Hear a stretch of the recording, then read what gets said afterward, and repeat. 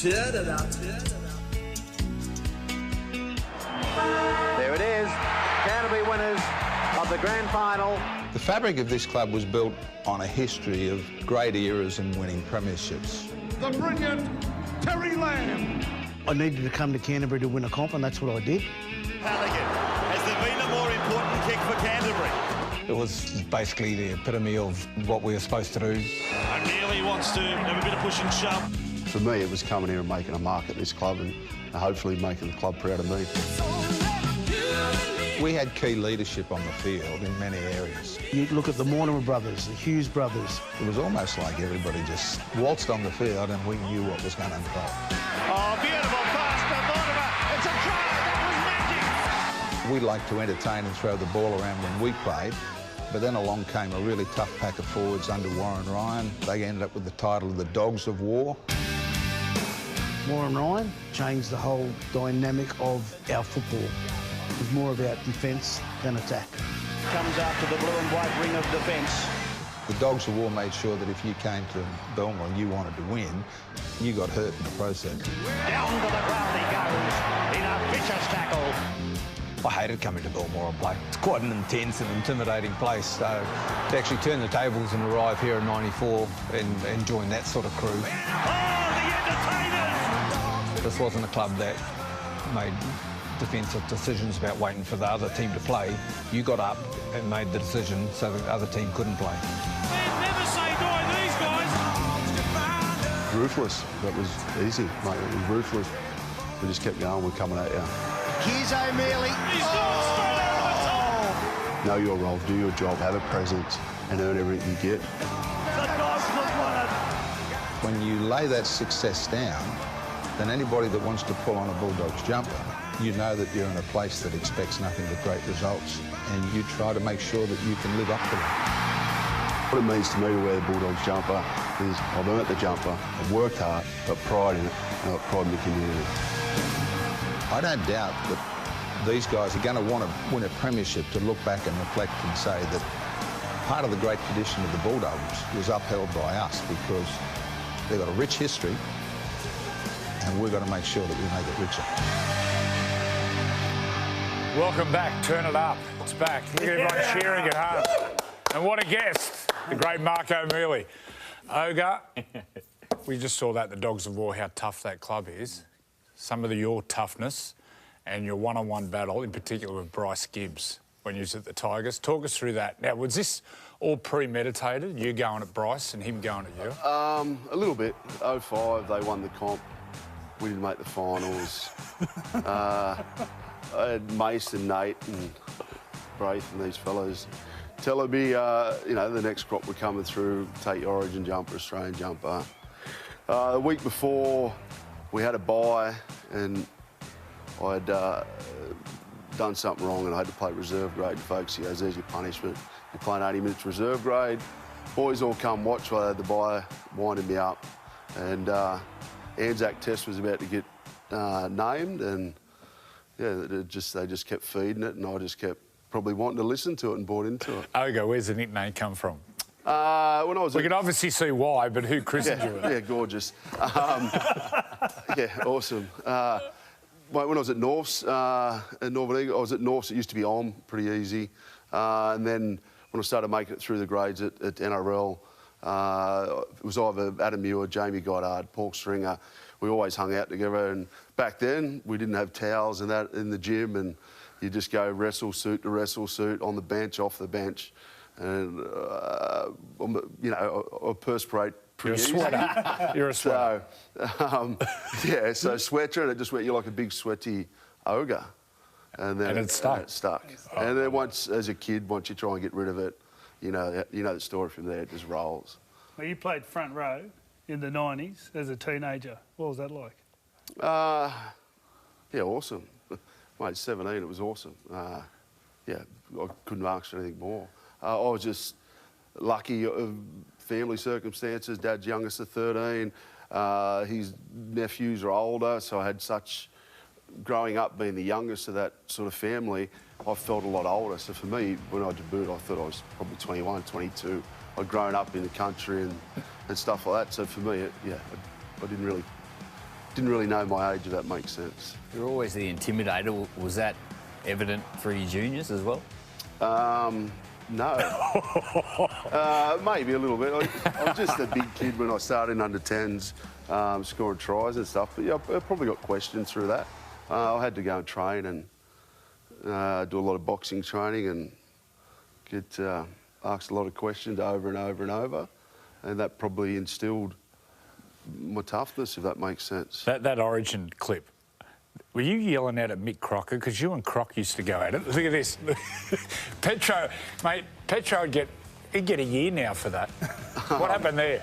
It's ironic. So I had, literally when this was coming out, I just had my neck surgery, so I went, oh, yeah, makes sense. No, just that's the best part of the game, is taking the hit up, setting it. As a middle, your job is, and playing with you guys telling us to set platforms, run, quick play. Run hard. Run hard. Big. Like, the job's pretty simple, so for me, it was just, yeah, it was my favourite part of the game, like taking that kick off. What about watching the game now? Like, a lot of what you were renowned for, like that real sort of physical, personal battles, a lot of that's been taken out of the game to a degree. What do you maybe think now? because the game's too fast, like not too fast. It's the moment. You just keep moving moment to moment. I think it's a lot more brutal than my era. You know, it might have been 3-6 times a game. Now every collision's like brutal. I look and squirm and go, how are these boys going to feel when they're getting older? But in saying that, the era I was in, you could get away with a bit more, so you go and chase people, where now the game's cleaned up for the good. You say you focused on the simple part of the game and kept your game simple. You're a coach now. Yep, do you think about the game differently? Yeah, Sticky actually moved this question at the start of the year.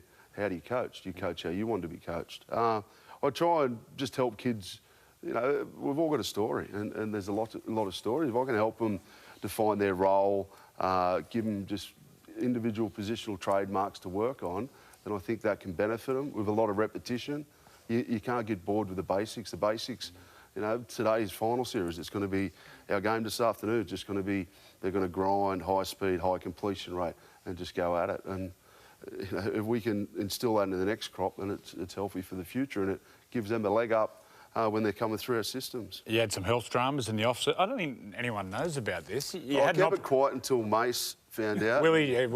And everyone. So you had to keep a secret, Willie? So yeah, the end of you had a back operation. Yeah, so the end of last year, you know, as we all do, we neglect stuff when we retire. Back was playing up for a while, so I went and got to get my lower back fused.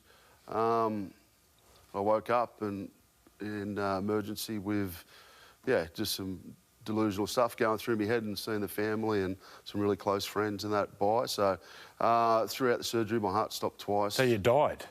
You died on the slab, yeah? Yeah, so another month on one. So you had a heart attack twice, and you were Gonski. Yeah, obviously, I don't remember. Obviously, you wake up in your chest and all that's very sore, and you see the people around you that you care about. But, yeah, had to go through it. Had to wear heart monitors for a long period and try and get through to see what was wrong. It come through a nerve, just some correspondence through a nerve. So then I had my neck and thoracic done as well. It's changing, after. Changed your I said to you earlier, I'm starting to feel a lot better. Yeah, look, I remember we played a game this year at Belmore, and you were there watching your son, and you were telling me about you could go and surf again. And I went, all right, well, I want to be able to do that and stop in pain. So I think I feel better now. In the last, couple of weeks, I've been getting better. So I'm not even a year, Joey. So I'm 4 months to the neck and about 11 months for my lower back. Yeah. So I am getting better. Yeah, I'm not a great golfer, but I'll probably have to slowly get back into that. Wow. How's Sandy going? How does Sandy handle everything? Sandy's your wife? Sandy the wife. Yeah, so we planned it for her to get double knee replacement 6 weeks before, and then me to go and be back. And it's always been about me. The same time when she had 2 ACLs done in 06, it was about me again. I'd broke my leg in a test match at Brisbane, so, and then she had to look after me. So, yeah. But no, we're going well. Some true or false. You and Sandy, did you used to practice each other, tackling each other in the backyard? There's a little bit of truth. True or false? True or false? Did you and Sandy used to work on your defence? There was no tackle, it was hit-ups. Oh, hit-ups. Bump pad, bang. Yeah. Did you used to rub danker rub into your head? True or false? Yes, yep. Pre-game fights, were they all premeditated, where you'd pick someone out? Yeah, pretty much. Did you listen too much to Willie Mason before a game? No. Like Mace, you'd feed off his energy if you were a bit down. Mace was Mace. Like, you'd get him ready, and then as he got older, you'd just make sure he was ready to go. That early 2000s team, Mace, Sonny Bill, Nate Miles, Roy Asatasi, Redmond. What was it like playing with all those? Jonathan Thurston. Yeah. But that forward pack. And then, It was... That's the best no one knew. It was something special. Like the 04 grand final, we lose Pricey. You've got Roy Asatasi on the bench. So, yeah, Bobcat, there's no. Very lucky to come through that era. And most of these boys were all walked through the pathways in that era. So it was a pretty special moment, and very lucky to be a part of that squad. And hopefully, you know, well, not hopefully, but got to have some good experiences with these fellas. Mate, a lot of clubs have their own sort of character. The Dogs have always been renowned for the family club. Why the family club? Yeah, spot on. So I started at Norths and went to Northern Eagles. You know, with the liquidations for them two clubs, there were some issues. And I had the great Wayne Beavis management at the time. Management. And he goes to me, mate, you've got a young family. You had your first son at 16 and then second at 18. We need to get you a family club. Went to Melbourne, North Queensland, Roosters, and then went to Canterbury, and it just fit. So it was really good. Walked out of the meeting. I shook Punchy's hand and walked down to the car, and Beaver said, well done, you just locked in 3 years. So he made the decision for me, and it was probably the best decision that worked out for my career. You're still at the club coaching in the juniors. Yeah. And there's a lot of ex-players coaching in the juniors. You've got Josh Jackson, Mate, Jacko, Steve Turner. Yep, we've got a lot coming through the pathways, and we've got a lot of ex-players that coming out. Like Willie's still there, comes in, helps your session wherever he can. We had Roy Asatasi as well. So we've got some really good people around the club. And I think it's good because the guys connect to different people, so having, you know, different variations. We've also got Andrew Ryan doing our regional, and Jamie Feeney. So there's a few we've got around. So, you know, for the different people, coaches, style, we seem to cover it. Grubb's even in there as well, doing kicking all the time. So, yeah, there's a lot of us, and we get to try and nurture these generation through. What about some of the front rowers you played against? What about Petro? Tell us about playing Yeah, Petro was the toughest. Like, Webke was in his prime. Petro the toughest? Yeah. Why? Because he didn't stop. You'd hit him, run at him, hit him, he'd just keep coming. I got him one day at Penrith. Freddie was coaching us off the kick-off. His eyes rolled, and I thought I had him. I stood up, and he tore my hip pointer off. So you just can't get in. Yeah, it was so hard, and such a humble gentleman. Yeah. And I got to room with him on 3 tours. So very respectful. As I said, it was an era of great front rowers, wasn't it? That early 2000s. We had all the New South Wales ones: Jason Rolls, Luke Bailey, and then all of a sudden in Queensland, there was a host of them. Shane Webke. Yeah, and like I said, Webke was probably he was in his prime probably 2000 when I was a kid. Where Petro, when I was probably in my prime, was the hardest. What was it like for you, Freddie, playing with Ogre? Yeah, well, actually, we had a couple of great games together. I got a real memorable one we played together. I think it was in 2001. You and Ogre set me up for a try. Well, one thing about Ogre, a bit like what we were saying before, is I'd always catch the ball off kickoffs, and I love having that relationship with the front row. You just say, mate, you set the standard. You get one run. You only do this once, the first run. So I used to love doing that. We always used to want to receive, so I'd always want to receive the ball, and I used to love that first hit up, the first part of the game. What would you say to him before he hit up? Mate, Scream. exactly. I was fried that standard. game, and Freddie was calling me Max all game, and I remember he yelled at me, Max, I need you, run, I'm going to push with you. Look at Webke's wobbling, get to him, and I stumbled through, and then you set up the try. And that's when your halves, like that era. As later we got on, your halves didn't really talk, but when I was younger, your halves were dictating to, so it made it so easy. Wow. If no one's talking to me, what do you probably do? I'd probably fill it to the back of the ruck and tuck away. But because he's pushing me, telling me to run that line, look at your cues, look what's in front of you. So I was Did you just very not lucky. know his name, or did you just call him Max? Just Mad Max. Mad Max. Mad Max, is that why? I think that was at the Empire late one night. What about you and Mace, you and Willie? You got a great relationship? You got any good mate? Because he's texted me, he's watching. So just hammer him, throw him under the bus. No, mate, we respect each other that much. We grew up near each other.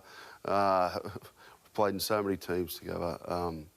Mate, I love him. He's just so full of energy. When I need a dose or I'm feeling down, I just ring Big Mace and just lifts you off the table. Talking about greatest front rowers, I played against Willie once, but I reckon if I had to play against him, he would have been up there as well. I think he was very physical. I watched some stuff he done where I'd played with other players that couldn't probably cop that, and Mace always stood up through controversial and the physicality. A lot of people wouldn't know we all had a year together at the Roosters, 2008, and we got to the semi-finals. What do you remember about that year? I remember we bowed out first two finals, just like Canberra did. I remember that was one that I thought we could have won that year. I thought we had a good enough team. It was when momentum was starting to swing with the refs, and that we dominated both first halves and then fell away in the second half. And I remember poor Saliola getting knocked out off a kick-off. Reuben knocked him out, yeah. So, and like I said, Reuben, very tough. I loved him when he was at Canberra, but probably when I played him in the middle, he was at the end. Yeah. That's why I can, you know, easily back Petro. Wow. Well, thanks for coming on, mate. We could talk all day. It'd be so good, but you're going to stick around? You've got the pass off. Might throw a couple in. This will be really entertaining watching Ogre pass. Stay with us more after this for the Sunday Footy Show.